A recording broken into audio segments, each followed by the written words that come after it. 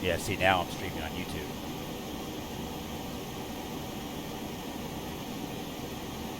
Mixer is a POS right now. I think I'm streaming on YouTube right now.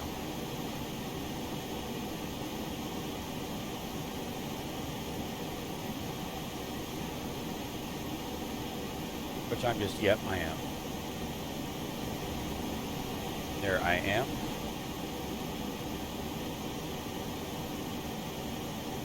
Problem is I gotta edit the title. This title is incorrect.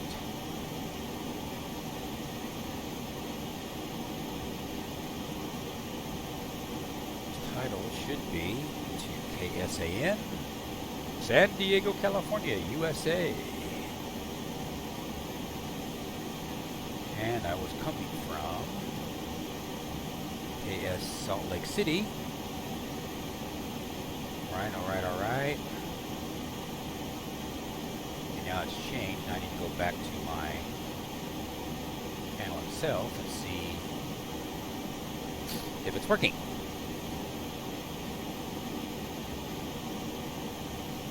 It is. One person is watching. Me! I'm watching. Well, hello everyone. This is Dion Soul. I hope everyone is doing well. And as you can see, I just kind of decided to turn on the camera.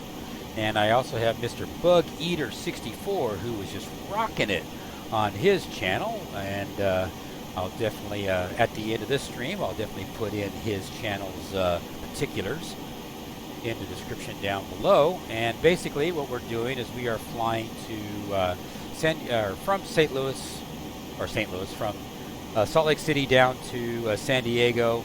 This was just a video, that unprompted video. We are in the 732 by FlyJSim, and we're just kind of cruising right now, about ready to land here in about 10-15 minutes or so. And it will probably be a hairy landing, or I'll skip along the runway and have to do a go around and all that other happy stuff. So I hope everyone is doing well. I do not have the chat up, so I need to fix that. I need to say, hello, chat. How are you? Of course, now I have it on caps. Oh, how about chat? How about CHATT? There you go.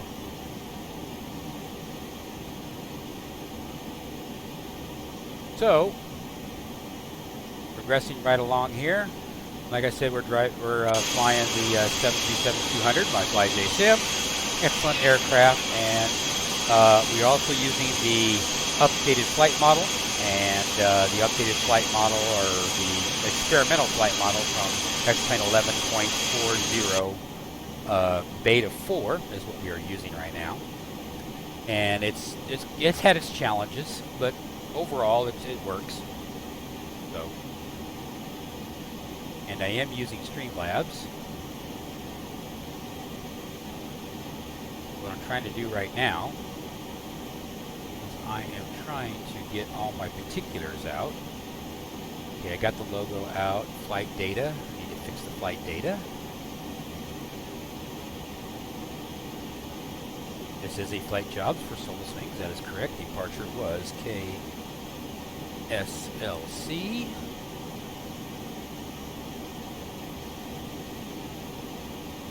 City. Utah. I think Utah is UT, isn't it? Bug Eater? UTAH. Oh, I mean, as far as it's two-letter identifier, wasn't it? UT? Yeah.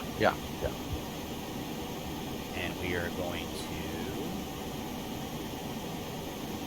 KSAN. San Diego, California. My birthplace, hometown.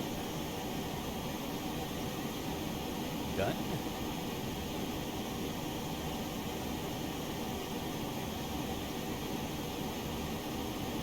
We don't need that. We already got me going. Logos are going. I need to modify those logos. Because it is a sad day. It is a sad day indeed for some of us. SimBuddy is no longer available, and which is most unfortunate. They are closing shop, and so SimBuddy, we've had some good flights with SimBuddy over the years, and it's most unfortunate that SimBuddy is now no more. As of the 12th of October of 2019, it'll be it'll no longer exist. So I did a picture of all my flight time and everything. I had over 783 hours, I believe, in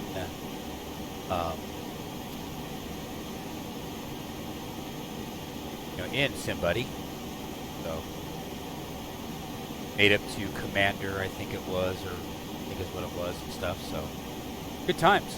Did have some good times with SimBuddy.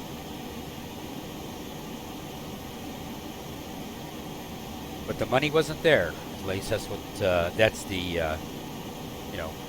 what people say under the table. They're not going to say that, but that's really what it is, because you're in business to make money, and if you can't make money, then why bother doing it? And I totally get that. All right, I think we are ready to do a descent to 23,000 feet. Go ahead and do that now.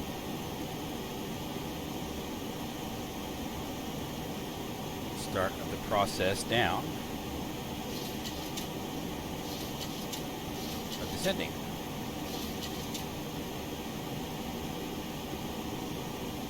I think we'll descend at 250 knots.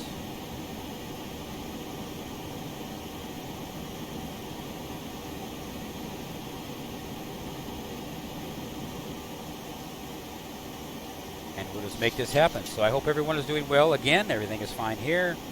Like I say again, just having fun. Just decided I just do a preempt. You just like, yes, I'm just gonna go fly or stream. Turn on the stream and let's go. Got some thoughts with Microsoft Flight Simulator, which is the new version of Microsoft Flight Simulator. It looks really good. It has lots and lots of eye candy. That is no doubt, and based on the videos that I've seen about it, they are really trying to up their game, and with their flight model and everything, to be competitive with X-Plane and with DCS. I think DCS and X-Plane both use the same blade theory flight model. I'm not for sure on that, and Bug Eater can jump in anytime he wants to correct me, because I'm not for sure on that, because I don't do DCS, but yeah, they I think they do use the same one, and so Microsoft Flight Simulator 2020 is going to be very interesting. It's going to help out a lot. They're going to have what you've probably seen videos. They've got orthos now, because they're using Bing, which we making our own orthos. We are using Bing ourselves, because Bing seems to be the most stable. So to get all this scenery down here that I'm zooming in right now on is Bing images. So, which is cool. Also, so that's going to be interesting with Microsoft Flight Simulator, and it's competition. That's what it really boils down to, is that now X-Plane's got competition in this context of, out of the box, with eye candy that you get with X-Plane and with add-ons, and it's going to make things very, very interesting in the flight simulation world. And I'm happy for it to happen, because we definitely need competition to keep everybody on their toes, and competition benefits us as the end user in the aviation and flight simulation community, and with any community for that matter. So we got 4 people watching. I definitely appreciate you all dropping by to say hi. Watch this train wreck of a landing. Hopefully not, but it is what it is. We're going to have fun regardless. It looks like I need to descend down to 14,000 feet, so we'll do that now.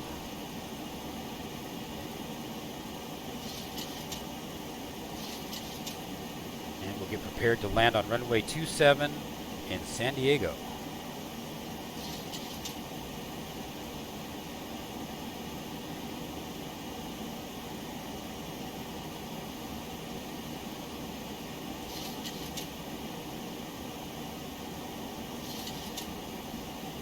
aggressive on our descent here.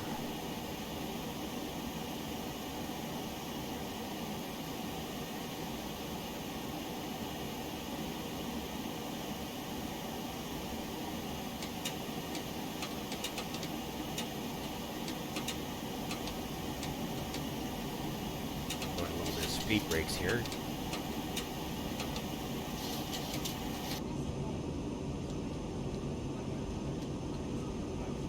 Expedite our descent.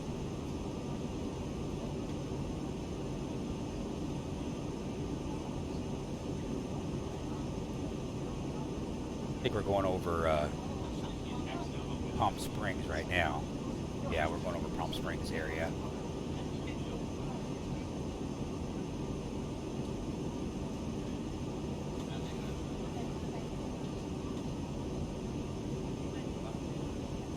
Kind of south of it.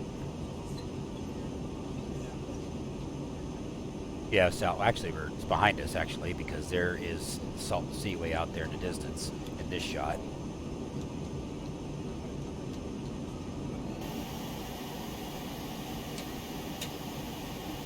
There's Julian right there. Yeah, we're just rock and rolling.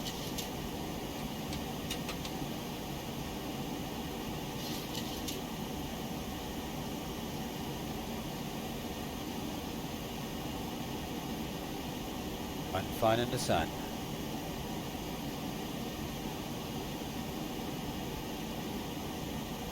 Yeah, I'm looking forward to the Microsoft Flight Simulator to see what that does. And yes, I am. I've got all my investment into X-Plane 11 and X-Plane.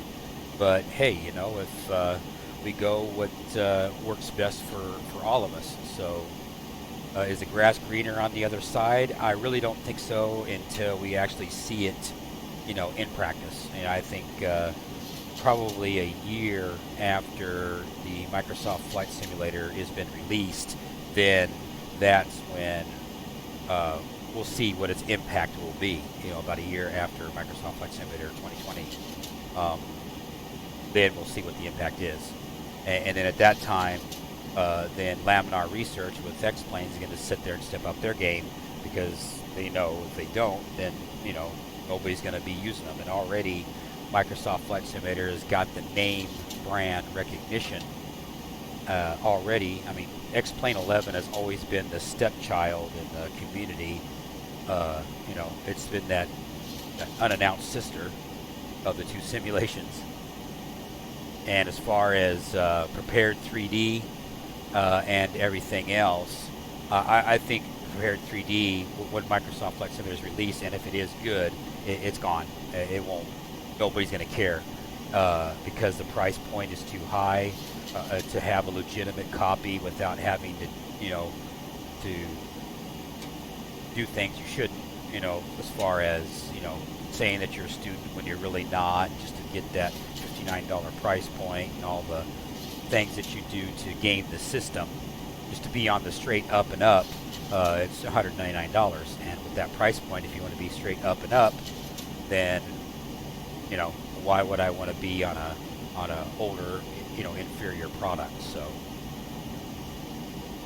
I think, yeah, prepared 3D's days are numbered, except for the extreme hardcore that are just not going to. But you know, who knows? They may update themselves, or they may make some kind of a deal with Microsoft to do, you know, to take some of that technology, or to use that technology, license that technology from Microsoft. Lockheed Martin's got more money than Microsoft, probably. I don't know, but I wouldn't be surprised if they do, because they're a defense contractor. So, you know, if they use that money, then who knows? We'll see. One of the things that's going to be interesting to see with the new Microsoft Flight Sim is, are any of the aircraft that are available for prepared going to be able to be used in the new Flight Sim? Or is there any backward compatibility at all? Right, right. Agreed. I mean, I don't have it, so I really can't speak on it, and so I don't know. You know, my decision when I bought X-Plane back in the day was, do I get Explain or do I get Prepared 3D? And with Prepared 3D with the price point that they had, if I wanted to stay legit and up without any looking over my shoulder, for lack of a better metaphor, I mean, Explain for me was the obvious choice. And so that's why I went with Explain, because I just didn't want to deal with spending $199 to stay, you know, up and up. Hey, Cajun Joss is in the house. Definitely. Oh my goodness, who let him in here? I have no idea. Yeah, I thought Cajun. I just thought I would stream for a little bit, watch this landing to see how well this experimental flight model with X-Plane 11, and I definitely appreciate you coming up and saying hi. That's awesome. That's awesome. Hail to you, sir. That's not the word I would have used. Oh, I know, but I'm a very nice guy.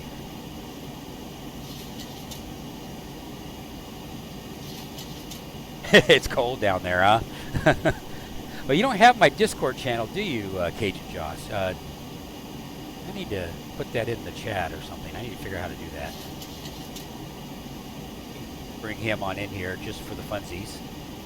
Let me, if he has time, you know, if he's in a position to actually create an invite, set it never expire, copy, and I'll just go ahead and put it in the chat for the funsies. And there you go, Cajun. You want to come on in and rap with me and Bug Eater 64, you are welcome to join in and talk about X-Plane and talk about Prepared 3D and anything else. And there he is. Good day to you, sir.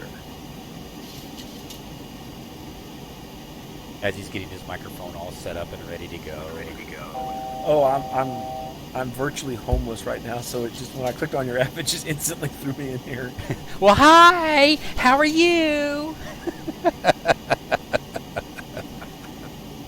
Excited. Yeah? Well, what are you excited about? Various flight simulation things that we've been announcing for the last few minutes?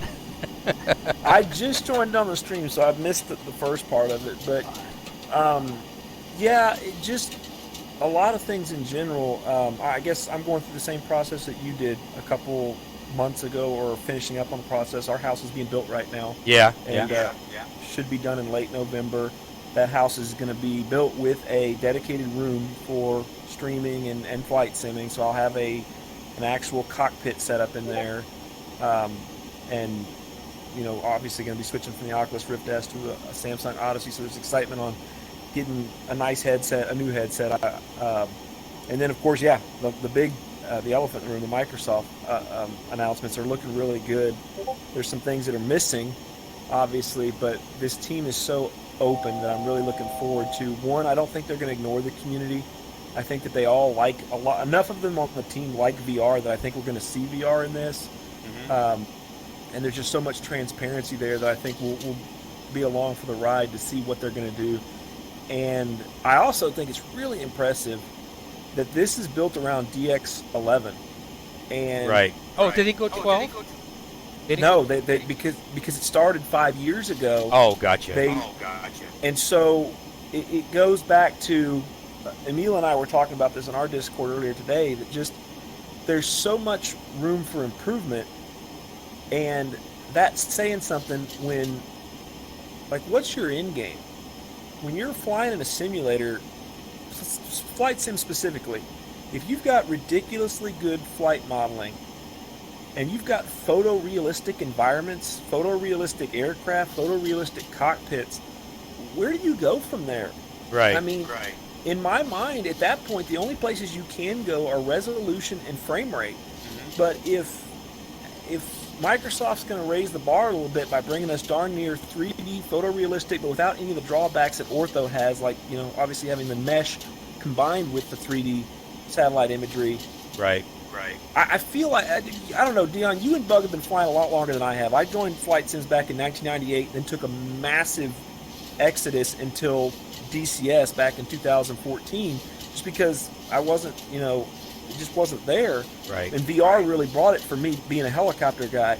But in my mind, we're hitting a plateau, I think, of there's not really any place the simulators need to go. Like, weather, yes, and they're bringing that to us. The weather looks amazing. The atmosphere looks amazing. track. But when you hit photorealistic graphics, we've already got great flight models depending on what aircraft and what sim you fly in. But when you hit photorealistic scenery, the only place you can go is just to improve the game performance, the resolutions, and the frame rates, because you can't get any better than photorealistic. So it's a really exciting time in my mind to think that in our lifetimes, within the next 5 to 10 years, where will we be? I mean, the simulators are reaching a point where they're lifelike. It's hard for me to tell a difference in some of the cutscenes we've seen. It's hard for me to sit there and look at a Cessna flight in Microsoft's new flight sim and be able to tell the difference between real world. And I can say the same thing about DCS. There's been times when I've seen cinematics from DCS and I'm like, was that a real aircraft or was that the cutscene to the game? Right. So it's exciting to think of in the next 5 to 10 years as graphic horsepower continues to increase. Where do we go? I mean, we may be at a point where we see the ultimate simulators. Oh, absolutely. I totally agree with that assessment. And yeah, it's definitely going to happen. And I think that the only thing that they can do is try to get that the sensation of touch and feel. I don't know how they would do it to where it is in the real. I mean, like yesterday, I was watching a video on Austin was back over at X-Force PC over at Mike Brown's place, and they were talking about how they have this Brunner, I think I can't pronounce it right, yoke, because they were going over their yokes, and how that one has the force feedback, and also Honeycomb is going to come out with a $400 or $500, excuse me, force back. And that is the next plateau that they need to reach after they get is to get that sensation that what it would be in a real.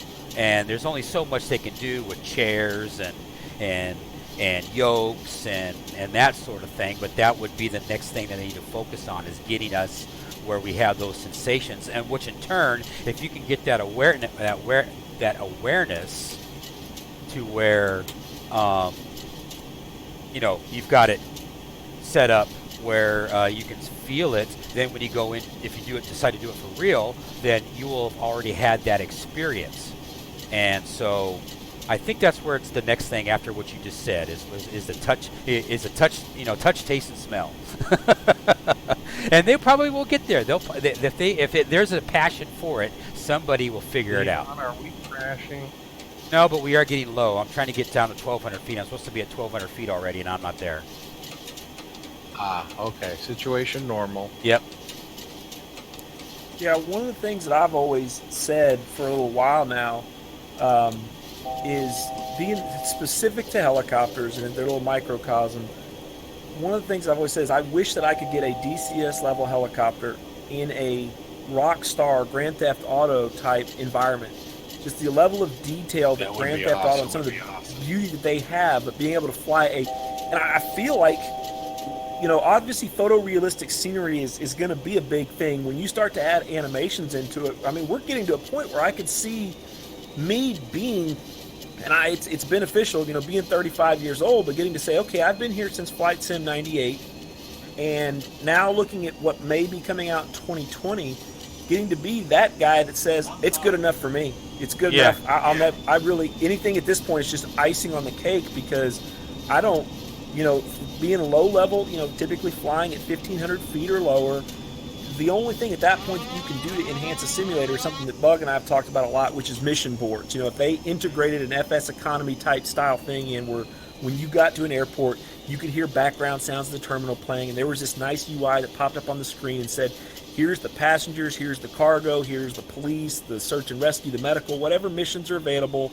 and here's the ones you can take based off your aircraft type, and you accept that mission that says, hey, I need you, okay, Dion, you're flying your little Premier here. I've got an organ transplant. An individual unfortunately passed away today on one of the highways in the area, but this organ needs to be taken to Colorado to a hospital within the next 6 hours. You willing to accept this mission? Baking, a purpose, kind of like Elite Dangerous does, into the game, and possibly baking an economy in there as well, and having multiplayer. And to me, that's the end. Like, I can't think of anything else I would do to simulators. Once you have missions that are built into the game, You have the weather, the scenery that we're seeing, an economy that gives you a reason to keep connecting. Because as we know, most flight simmers right now don't have to have a purpose. We just like flying from point A to point B, and that's Right. good enough for us. We love aviation. But if you really want to make it a little bit more lucrative and get a couple more people in, I think when you start building purpose and economy into it, you start getting those people who may have experimented with a sim and then gotten bored just because there wasn't enough of a challenge or enough of a storyline for them, that will come back circling around and then stick into it and make it more profitable for third-party developers or even Microsoft themselves, who, tinfoil hat on, I believe maybe they're doing this as a PR stunt, but I honestly believe they're doing it for commercial money. I think that if they can get flight modeling correct in a world that's this beautiful, I think that, yeah, let's get some flight simmers, but ultimately, if we can make our sim the best, we can get those commercial contracts and start selling commercial licensing where it's really profitable. Yep. No, I totally agree. I totally agree. I'm glad you were doing that, because I was sitting there trying to land this airplane because I had to hand land it. That was my hand landing. But I got it down. Hey, I got it down on the ground.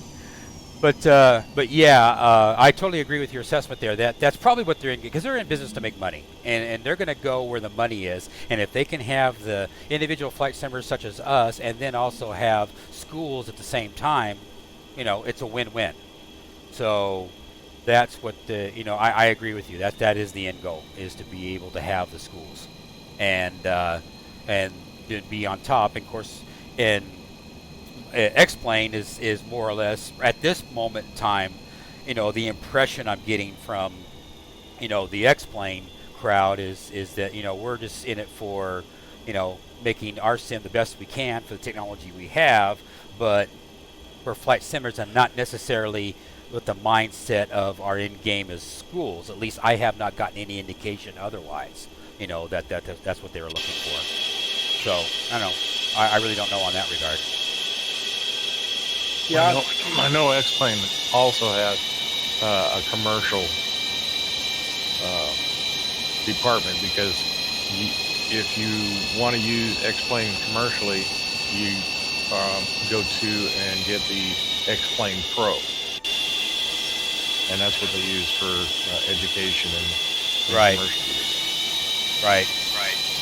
and I heard them say that they don't do the flight dynamics the same way, that DCS and X-Plane use a lot of blade element theory, and that they're not doing that. But then again, everybody who's flown it so far has had nothing but raving reviews about their product. So I worry that might be flight model specific to the aircraft and not globally, like kind of X-Plane's working on now, some of the global changes that impact all aircraft or all helicopters.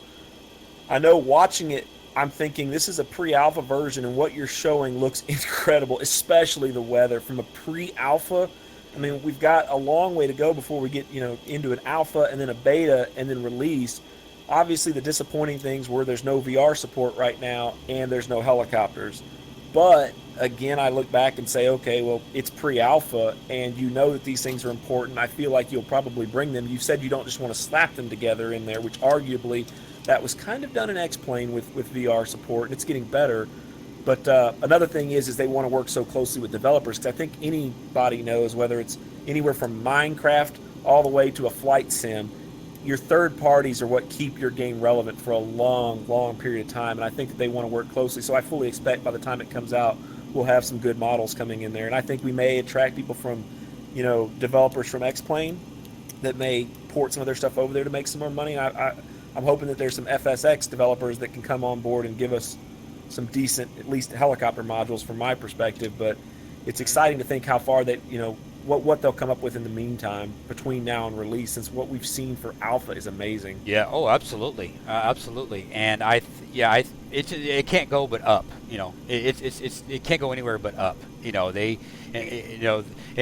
only thing that aggravates me about Microsoft is what Frugal said in his video regarding how Microsoft in the past, how they have released their thing out, and then all of a sudden when they said, okay, we're gonna go back to it, do it again, and then turn around and shafted the Flight Sim World crowd. And because I did buy Flight Sim World, but I bought Flight Sim World in the context of I wanted them to grow to be competition to X-Plane, so X-Plane could be on their toes. See, it's in best interest for me as an X-Plane user that we need these competition out there. And I'm kind of rehashing here, but I am I want my sim that I've spent my dollars on with airplanes and whatnot, to be as robust product as possible. And when you get we've seen it time and time again, and with other stuff, with other worlds, that hey, we actually got completed for our flight. We actually going to get paid for this job. Good job. It's it's in our best interest for them to make sure that they do grow and create that competition, so that way our product that we've invested our money in can grow, and we've got value for our money spent, I guess is what I'm trying to say. And I would ask you, Dion, your opinion on this from using a couple different simulators. Have you really think there's been any serious wide adoption outside of Digital Combat Simulator, X-Plane 11, and Prepare 3D? Were any of the other products out there, did they have any noticeable market piece of the pie? Small. Well, our pie is really small anyway in the flight simulation world as a whole. But as far as out of that pie, it's the. I think they're fair. They're fair because there's substantial. There's not substantial, but there's a good fair amount because a lot of people like to pew pew. They want to shoot them up. And see, for people like me, who I am not a DCS guy and I'm not a pew pew guy. I'm unless I want to play a game that I want to pew pew, because I treat my simulation as real as I can do for teaching myself everything that I've accumulated over time and watching YouTube videos and whatnot. It's like, because I know I'll never afford, I'm in the mindset is I'll never afford to be able to get into a Cessna 172 and just go fly and have fun. I just don't have the financial resources to do that here in the real world. So my mindset, I say everything is, my flight simulation is not a game. When people say it's a game, it is a learning tool. It is that's my frame of mind on it. And so with DCS and stuff, I guess you could use it as a learning tool as well, especially if you're a young kid and you want to go into into military jets and whatnot. Then of course you can say that this is a learning tool, so I get familiar with the systems that were given to us. So then when I work my way up to be able to get into an F-16 or an F-18, or of course by that time it'll be what they should be doing right now is probably the Joint Strike Fighter primarily, because that's what's the here and the now. But then that way they can get in and go, and they'll have familiarity, and so I treat that as a learning tool, for me. And so what I was kind of getting at there is, I feel like there's some of my friends and stuff like that. We love to go fly helicopters in DCS without even getting into the combat, just because if you want to fly the aircraft that are available there, they're all extremely accurate simulations. And so I consider DCS to be a very accurate simulation of a very limited number of aircraft in a very limited environment. When it comes to civilian sims, it's pretty much been FSX. Prepare 3D kind of seems like it has a very small market share, and then X-Plane 11. So with Dovetail taking on the rights to the Microsoft stuff with that caveat in the contract saying we can come back at any time we want to, I think they may not have expected it, but I think that, obviously the precedent was there for it. And I'm very glad to see Microsoft back. To not knock anything that Dovetail's done, I think that Microsoft and what they're showing off is incredible. They have the finances to really raise the limit. And I think you, me, and Bug, we're all on the same side of the fence in saying that regardless of which simulator we're flying at the time, for a newcomer or an old gladiator to come back into the arena that can raise the bar for all the others, yep, it's great for everybody in the community, no matter what sim you're flying. And that's why I'm excited. Even though there may be some politics and it may suck for Dovetail, I'm glad to see Microsoft back, just because I think Microsoft with this French company can do more than Dovetail would have been able to ever do. Oh, I'm sure. And so, I'm very excited. I'm disappointed about the VR thing, but one thing that I am kind of really excited about is the fact that what we're seeing right now with the Oculus Quest, I'm really hoping that this permeates, and I can't imagine where VR is going to be in 2 years, where these headsets are now pushing hand tracking without any specialized tools or more controllers. and I can't, like, that's a big thing for me, using a mouse and keyboard in concert with the Warthog, but in cockpits, trying to click and flick switches and stuff like that and use the awkward controllers. If they get to a point where, holy moly, there's a lot of switches in some aircraft, and to be able to get in that aircraft and put on a VR headset that looks good without screen door effect, and to be immersed in your aircraft, and to be able to use your hands to control and flip switches and stuff outside of your yokes, obviously, but to be able to not have to worry about all these ridiculous keybinds.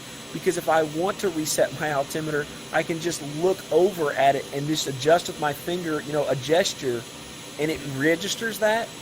Like, key binding, how much of a headache has that been for you, for me, for Bug, for anybody who does flight sim? And for that to potentially go out the window in the next 2 to 3 years as hand tracking becomes a standard feature in VR headsets, for those of us that are that fly VR a lot, like, the fact that they haven't really focused a lot on VR, the fact that that's a new thing on the horizon, and so that by the time that everything comes to fruition and this gets released, maybe that's a more common thing with a lot of these headsets to do hand tracking.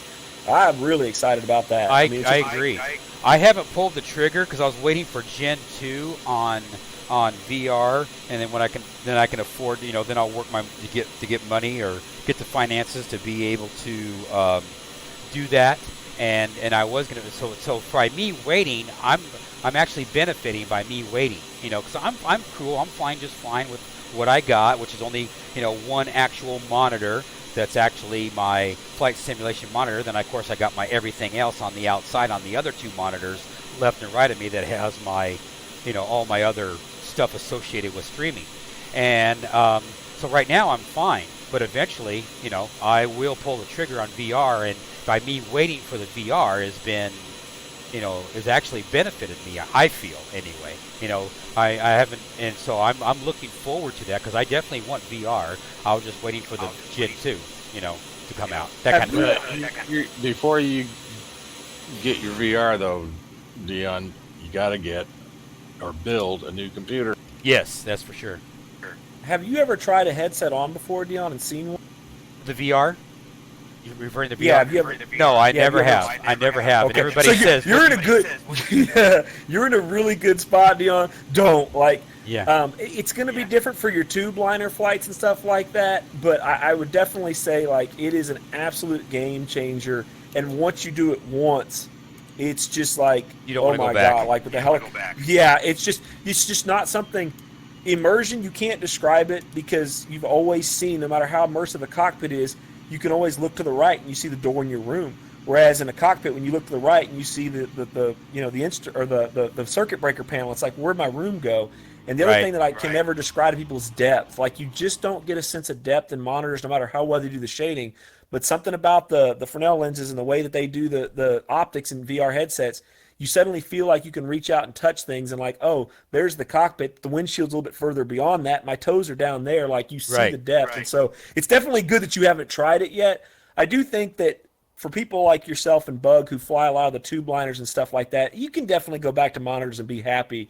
But when you're flying the helicopters or the smaller aircraft, the immersion level that VR brings, like, you'll be very astonished when you do get there. And it's definitely, you're in a good spot to be waiting on it. And Pimax is really exciting because we were talking about them earlier today with their 8K headset, and it's not something I'm interested in. I don't believe it's needed. I think the Rift S is plenty enough resolution. But the fact that people are pushing in those directions means that technology may become more widely adopted. It forces everybody else to bring their hardware up. And if nothing else, if you've got half the resolution of, say, one of these ridiculous 8K headsets that I would never wear, you still can't charge the same price if you're at half the resolution. So at least their product may force everybody else to come down in price. More production of those screens may make the technology become cheaper. So I definitely think, it's going to be exciting. And once you get there, I think you'll have a hard time going back once you experience it for the first time. It's a game changer. Everybody has said the same thing. And you see, the reason why I haven't been playing Elite Dangerous any time lately is because I just, for me, there's other issues, but everybody said that once you start playing Elite Dangerous in VR, you don't want to ever go back to a monitor, ever, because it's just so immersive and you're in space. And so, I've never experienced it, so I can't I can't say otherwise. So you've done Elite Dangerous before. Oh yeah, I have Elite Dangerous. I just haven't played it in a long time. So yeah, my first experience when I got to try on a headset for the first time, a friend had the Federal Assault Ship, and I went to his house in Houston, Texas. He had an apartment, and he had a Ubuntu Revolution cockpit in his kitchen. So it looked like something out of the Matrix, hack job put together. But he had a Warthog stick and a throttle, and he says, "Here, try this on." So I put on the Oculus Gen 1, and your mind is the things that I remember is looking down and like, well, this guy's a lot thinner than I am. But when you're sitting there looking at your hand and you're looking at this virtual joystick, but your mind is having a real tough time with it because that's not my hand, Right. but it's right where my hand should be, and it's moving exactly like my hand is. Another thing I remember looking at is I remember looking up and seeing light shining down on me from some of the overhead lighting, and you're looking at this lighting that really stuck in my head. Like I'm looking at lighting because it's the middle of the day in Texas, but now it's dark and I'm seeing this virtual light shine down on my virtual body and it feels real. And that's what caused me to look over the edge, and where you sit in a Federal Assault Ship. What you can't see with the monitor is that there's a very steep drop off in front of your chair in that cockpit. And I remember looking over and I almost fell out of his cockpit because my mind was like, "Oh God, don't fall!" I'm 2 feet in the air in some dude's in his dining room in an apartment, but your mind says, "No, no." Yeah. It is definitely an experience, and especially like I almost say it's a necessity for decent helicopter operations. It makes things so much easier in an aircraft like that. We have to be so much spatially aware. But yeah, it's definitely a good time to not be into adoption yet, but being ready to, because it's absolutely incredible, the depth of field and nighttime flights when you're sitting there and you're not seeing the glare from a monitor lighting up your computer room. You're putting that headset on, so it is night. It is dark outside, which that's a whole nother can of worms with OLED panels versus LCD. But yeah, it's incredible. And that's why I look forward to with Microsoft is what they're going to bring to the table, when they do bring VR support in, especially with hand tracking, because I'm so sick and tired of having binds and, the need. I mean, to the serious simmers who've built cockpits, like this really negates a lot of that. You don't have to build a cockpit around you anymore. If you have a seat where the joysticks or your control yoke, whatever you're using, is positionally correct, but you're in VR and you can now manipulate all the buttons where they should be in your virtual world, that's so much cheaper than a lot of these guys having to build their cockpits and all the switches. Like, it could save a lot of people a lot of money, but still provide a very immersive experience. It's exciting as heck. Oh, absolutely. Yes, I totally agree. And, like I say, once I jump onto it, then you're right. I probably will never go back, and it'll be good for me because in that way, when I fly at night, my wife can sleep in peace because she'd be sleeping right behind me and on the bed. And I won't, then that way I can totally immerse myself and not have to worry about it. Is this guy going to land or what the hell? But he's going all the way to the end of runway to land. Well, he watched you land, and he says, "I can do that." Actually, he's going to land in neighborhood. I can tell you what he said. He said, "You know what? I just saw the preview for that Microsoft Flight Sim. I'm going to keep flying off to that one." Yeah, he's going into La Jolla right there. Okay, well, all right, fine, or whatever. But anyway, because we're in San Diego now. Must want some tacos. Yeah, must be. But no, I totally agree with you. I think, it's we're in a good time in the simulation world for sure. And I think the next Flight Sim Con that's available to us, or it's not. Well, I'm not going to go, but it's in Europe now. I think it's in. I saw an advertisement somewhere in London. Yeah, I think it's in the UK, isn't it? Yeah, London somewhere or something. And so that's I'm waiting for videos to come out of that to see what's new. Because I'm always watching videos with bated breath of what's new. Now, will I act on it? No, I'll wait for it to mature. But as far as I want to keep in the know and what's going on. But yeah, as far as the VR, yeah, I'm definitely going to pull the trigger. I was just waiting for Generation 2 to come around, and I just don't know when a good time would be to jump in. Right at this juncture. I don't know. Probably wait until a little while, maybe still wait a little longer. I mean, definitely having the hardware so that you have a decent experience is going to be critical. Yeah. I'm about to have. I'm thinking. I'm about to buy. Well, when the house is done and the new cockpit's done, we'll do a nice little stream about that. But at that point, I hope to have the Samsung Odyssey Plus as well. At that point, I'll have tried 3 different headsets, and if what I'm hearing about the Odyssey is true, compared to the Rift S. I think that the Odyssey will be a really good headset for the price point, for that $300 range. And I'm hoping maybe the Black Friday sales and stuff like that, because to me, OLED's just the only way to go if you're a big night flyer.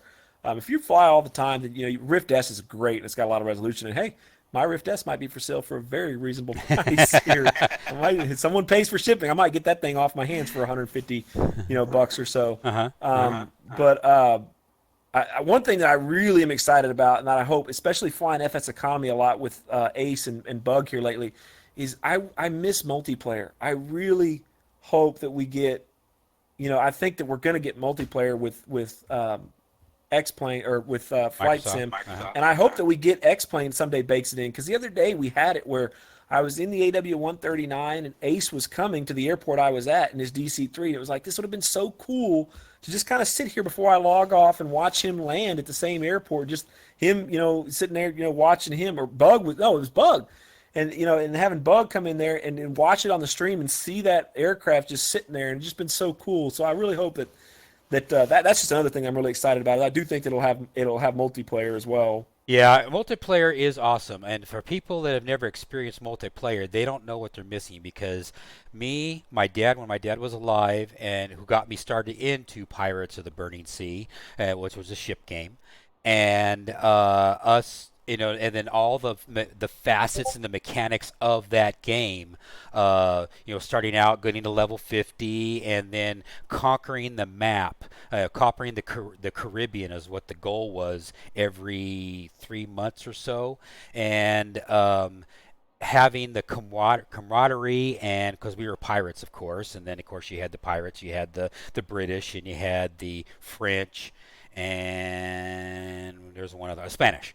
And grog swilling scoundrels. Yes, right. And we were, of course, pirates. But the pirates were always the bastard childs of the servers that we were on, because we would never win anything. Well, then I just happened to come on board where the pirates started to get better and better, and me and a friend of mine and my dad would just go around, and we were level 20s and 20, 25, 30, long in that time frame as far as levels go, so we didn't have all the toys, the in-game toys, and we would gang up on level 50s of the opposing factions, and then we would conquer areas of the map, and that was so much fun. And going into the raids, which is the port battles, going into that and having everybody on Discord. Well, at the time it wasn't Discord, it was TeamSpeak, and being able to talk to each other and say, oh, hey, go over here and fire and use brass,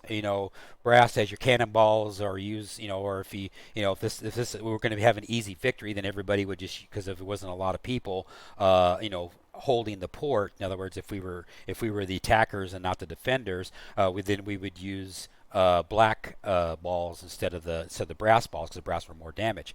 But anyway, so there's a lot of little things there, and so that camaraderie, or that multiplayer, to me is very important. But when you get a good group of people, and it was guys and gals, and it was just a blast. So I totally concur with what you're saying about multiplayer. I don't know how you can make multiplayer in an aviation sim other than combat the same, because combat would be the same as what Pirates was, because that's what we were doing. We were combating. We were in our ships, with 100 guns or 50 guns or whatever, shooting on against the enemy. And I don't know how you would do it or get that same feeling. Well, they do it Dion, they do it in DCS World, right? Which is combat. We do multiplayer. Well, you don't have to have combat. You can just fly from point A to point B, and you have a 3-ship. And be a support, and just we take, we may set up supply runs. Right. I've actually done medical runs. Well, it can. It's got, if they could put multiplayer like they have in DCS into X-Plane, it would be excellent, because then you could just say, okay, we're all going to fly to this airport and go do it. Yeah. Well, can you imagine for a second, like if they did it like Elite Dangerous?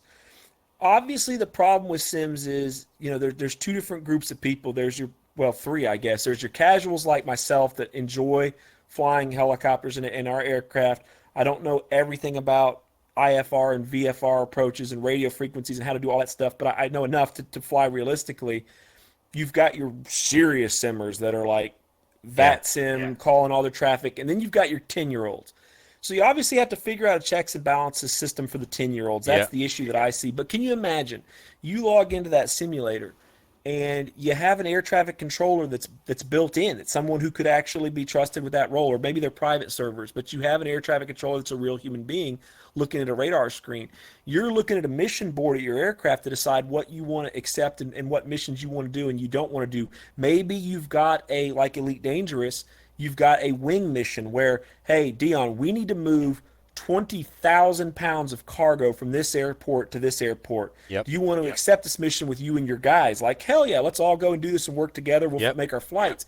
You then accept and you start working on your aircraft. But while you're sitting there at your aircraft, there's a concert of AI aircraft moving around at that airport, but also real players flying around at, say, a busy airport, coming in, landing, taxiing, doing the same things you're doing. You have to go to the terminals to get your missions. The servers could be synced around real world and real weather conditions. So when you leave, say, like, let's say we're at some remote airport in Colorado, but we're all flying together to Orlando in Florida, and as we're coming into busier airspace. The servers are handing us off to the geographic servers in that area to where that we're synced up with as many player clients as it can sync us to, and we're seeing more and more air traffic. The controllers are warning us about other players that are flying in the area, and when you go into land, you're having to get into a pattern now because there's other players landing in front of you, and you have that choice.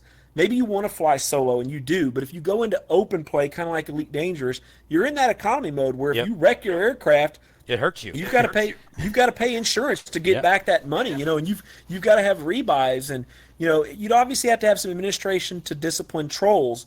But I just think the possibilities there are extremely. And what you said about the multiplayer, the cooperative, I've always agreed with you. Like growing up, playing the Nintendo and stuff like that, it sucked because a lot of the games were just versus. I love the cooperative. But the other thing about multiplayer, what Bug talking about with DCS is the one thing I love is while DCS is a very limited environment, the scenario never plays out the same 2 days in a row because of the human element. Yep. And that's what I think would be great. Oh my God, here comes Ace. He's trying to land a DC-3, and go figure, one of the aircraft engines is on fire. Like, this will be a show that I could sit here and watch from the terminal because that's just Ace. And so, yeah, I think that we're going to see that in Microsoft. I don't know that we'll see mission boards, but I do think they'll bring back multiplayer. And I agree with you. I think it's going to be a lot of fun to fly with friends, especially with tie-ins like FS Economy running in the background. Oh, absolutely. Well, and I think that's what, your third party people are going to be very important with that. And that's where, especially with in the Microsoft realm, Air Hauler 2, which is available right now in Prepared and FSX, and has the multiplayer built into it. So if it upgrades to Microsoft and and X-Plane. hopefully and X-Plane, maybe next year they're talking about, then that multiplayer is going to be available where you can have your virtual airline, you can hire your pilots, and you got a mission that has 20,000 pounds of material to be moved, and it takes 2 or 3 aircraft to move it all, and you can do that. Yeah, I mean, that's the exciting thing for me is coming up with the skins for the aircraft and stuff like that. And to be able to sit there and do what we're doing with, especially, I know Air Hauler set up a lot different than the way FS Economy is, but we've all discovered, I think, or all discovering that the freaking helicopters in FS Economy are the true cash cows. But to be able to sit there at an airport and say, there's Dion, and there he goes in his Citation or his, whichever, executive jet he's flying, he's making decent money, and we're over here on the other side of the airport in the helicopter, maybe with a different skin on it, maybe with a different name, but all working together and pulling that cash together. But to actually get to see each other at the airports when you're doing that, like, that's going to be so awesome. Right. Oh, yeah, absolutely. Yeah, like right now, I've actually bought a 19-passenger fixed wing, and so which is the Twin Otter, and so now I'm bouncing between the Twin Otter, keeping it real, using the same airplane as the same alias, but then also using the Beechcraft 19 if I want to go a little faster, and because I like the Beechcraft 19. and just bouncing back and forth between those. And fortunately, and I appreciate the tip that you gave, Bug Eater gave to me, that the diminishing returns is not as big a hit as it used to be, because with FS Economy, that diminishing returns was so huge that if you went over 5 assignments, boy, you were screwed. It would just would not be worth it. And now that I've got a 19 passenger airplane, now I can just load. If I have 19 individual assignments, yes, I take a $2,000 or $3,000 hit, but in lost revenue, but it's not as bad. I'm still coming out. As long as I always say this, I say as long as I make $10,000 in FS Economy per run, I'm happy camper. Anything beyond that to me is gravy. But that's just me. Yeah, that's what we've been finding with the AW139 and the Bell 412 has been my cash cow. She has made me just shy of $9,000, and all these flights are sub 200 nautical mile flights, so they're very quick and easy to complete. Mm-hmm. And I, in the course of just a couple of days, made $200,000 in FS Economy off of, flying the 407's really never been a cash cow, but the 139, the 412 have, and I can't wait, because for me, what I'm seeing in Microsoft, I fly at low level all the time. We're not getting into flight patterns and only seeing the airport or the approaches to these towns. We fly in from all different directions and try and stay out of the main approaches, but we get to see everything at 1,500 feet or less in the helicopters. Right. And what I'm seeing there, and then, my God, the weather. Like, that's one of the things I think I'm most excited about, because to me, X-Plane is really beautiful at night, which is kind of funny to say. But I think that Microsoft's going to be really pretty at night. And I think the weather, the storms, even I don't play with mods. So for me, DCS and X-Plane, they really lack in the weather department, because traditionally, what has it always been? It's always been this poor rendition of three-dimensional clouds with ultimately they just change the color of the backdrop to gray. They overlay some clouds over the top of it, and very poor rain effects and lightning effects and whatnot. Whereas what I've seen in the Microsoft Sim, where the weather is in the distance, like we really see like a transition from not just, okay, you're in a storm now, let me change the background from this shade of orange to this shade of gray. Like, to actually fly into storms or fly around them, like, that looks incredible. And I think, to me, with all respect, I find the helicopters to be a lot more fun to me, just because the tube liners, a lot of times I've seen the guys, they program their flight computers and they fly above the clouds, and it's just okay. Nothing to see. Yeah, just sit there. Whereas the weather changes that. Getting to fly over thunderstorm, to me, that's a lot of excitement to the guys up top too. It's obviously going to be a lot of excitement to us helicopter piece, but to the ones flying up high, that's really going to add something to the sim, that, there's a thunderstorm 30 miles out that I can see. They're talking about these render distances of 600 nautical or kilometers. Like, that's going to be awesome, I think, for you guys. Yeah, well, that's why I like general aviation more than I like I only fly tube liners once in a while, because I've always been a GN guy or GA guy, because I like flying at anything below 17,500 feet is generally where I fly, and I did all this effort in creating these orthos. I want to be able to see all this scenery and go to places. That's really the main thing. I want to go to places that I know I won't be able to do in the real world, and I want to see what's there. I want to see what's there. That's my adventure. That's my adventure. Did you have the same impression I did? Like, how could they have done it better? Like, orthos, I've seen them watching your streams, watching Bug streams, a lot of other guys, and orthos looks really good until you get down to that, like last couple hundred feet, and it's like, then it kind of here's an falls example apart right a little here. bit. What you'll see here in a second, once you get 15-second delay, but here's orthos, of this field here in San Diego, and it looks like crap. But then when you're up, when you're far away, that's like, okay, it's acceptable. And so to that point, were you not like, how could Microsoft have done it better? When you saw like how detailed it looked like orthos, and it's like, well, traditionally, yeah, fly lower. And then they landed that Cessna, and it's like, oh my God, it's still three-dimensional, and it pops, and even the procedurally generated trees and everything, like this, it looked three-dimensional. The little cars driving by on the highway were decently polygoned. The highways themselves, the runways, like as you got closer to the ground, it didn't just look like, okay, there it went. Like you have with X-Plane, it was like it stayed beautiful all the way down. in a pre-alpha. I could not have been more impressed with that. Yep. Especially with the water too. Yep. Like yep. when you got low. And it's like Frugal said, when he took the Cessna and just took off from the airport, immediately looked to his right, and he could actually pick out the hotel he was staying in, a little dock, and a restaurant that he had eaten in the night before. It was that detailed.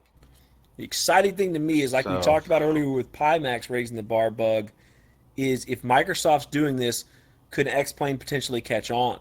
If Austin's basically on stream saying, I'm running out of math. I like math challenges, and I'm running out of math for my aircraft to solve. And now they're kind of focused on the helicopters, which is exciting for us. But, okay, what challenge do you focus on next? And with Microsoft, basically, what it seems like to me saying, we're going to use our satellite imagery that's been pumped into Bing. We're going to use our Observer supercomputers to use that satellite imagery, not just to give us the image, but to give us the mesh, the elevations that traditionally in flight sims we only saw like when we got into mountains or really crazy terrain. Otherwise, it was just so flat. But now to sit there and say, well, no, we're going to use it not only for the satellite imagery, but also if there's a big-ass rock in the middle of the desert and the satellite flew over it and it can measure that, there might be a big-ass rock in the desert on your sim. Like, if other simulators catch on to that, wow. Yeah, that's what Microsoft has done, is that they're taking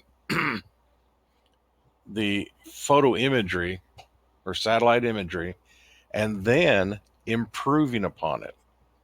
I mean, I remember their new engine they're using is we wouldn't see what we're seeing with our orthos. I got to find a good time to break in. I got to go. I got to go pick up my granddaughter. It's 1:05 and I got to go pick her up. So anyway. All right, Dion. But anyway, I'm gonna go ahead and kill the stream and get off. But hey, you guys are welcome to stay in here and rap back and forth. I agree, Cajun. I definitely appreciate you stopping by and hanging out with me. That's awesome, dude. I appreciate it very much, man. You the man. Well, we'll see you around sooner than later, and we'll definitely be seeing you around come December when we actually get back in the game again. Yeah, exactly. But anyway, guys, I'm going to bail on you because I got to go and go pick up my granddaughter because she's going to be waiting on me. And it's like, well, where's Papa? You know, that kind of thing. And that's not a good thing.